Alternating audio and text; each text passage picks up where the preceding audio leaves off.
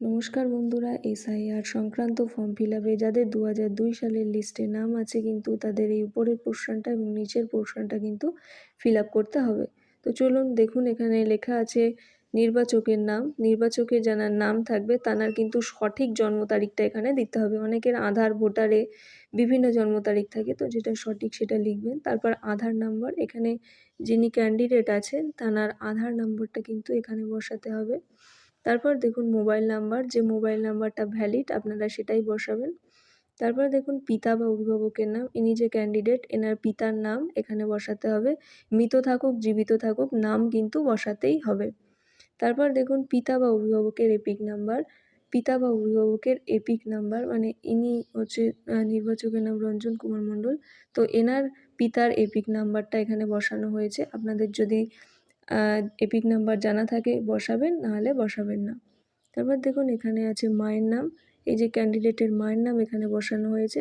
তারপর দেখুন মায়ের এপিক নাম্বার যদি আপনাদের কাছে থাকে তাহলে লিখবেন, নাহলে জায়গাটা ব্ল্যাঙ্ক রাখবেন। তারপর স্বামী বা স্ত্রীর নাম যদি থাকে, ইনি যেহেতু পুরুষ মানুষ তো এনার স্ত্রীর নাম কিন্তু এখানে বসানো হয়েছে।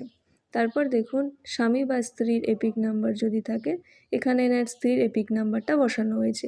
যারা ধরুন বিবাহিত নয় তো তাদের কিন্তু এই জায়গাটা ফিল আপ করবেন না। পুরুষ হোক মহিলা হোক যারা অবিবাহিত তারা কিন্তু এটা ফিল আপ করবেন না।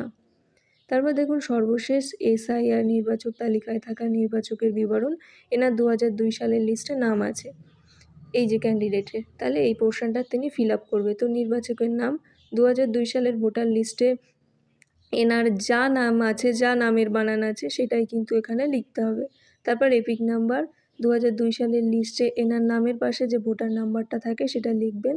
তারপর আত্মীয়ের নাম 2002 সালের ভোটার লিস্টে এই যে রঞ্জন কুমার মণ্ডল এনার নামের পাশে কিন্তু এই আনন্দ মণ্ডল নামটা ছিল, অর্থাৎ এনার পিতা আনন্দ মণ্ডল, তো এখানে ওই জন্য আনন্দ মণ্ডল লেখা হয়েছে। অনেকের কিন্তু নামের পাশে কিন্তু তার স্বামীর নাম থাকে বা স্ত্রীর নাম থাকে, তো যেটা থাকবে 2002 সালের লিস্টে আপনারা কিন্তু এই আত্মীয়ের জায়গায় সেখানে সেটাই লিখবেন।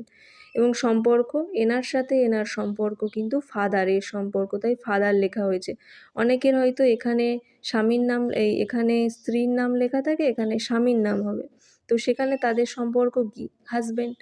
তো তারপর দেখুন এখানে জেলা, প্রত্যেকের জেলার নাম লিখবেন, প্রত্যেকের রাজ্যের নাম লিখবেন, প্রত্যেকের বিধানসভা ক্ষেত্রের নাম লিখবেন, যেটা 2002 সালের লিস্টের দেখবেন একদম উপরের দিকে লেখা আছে বিধানসভা ক্ষেত্রের নাম্বার। প্রত্যেকের কিন্তু বিধানসভা ক্ষেত্রের নাম্বার আলাদা হয়, সেটা লিখবেন। অংশ নম্বর লিখবেন এবং ক্রমিক সংখ্যা যেটা 2002 সালের লিস্টে আছে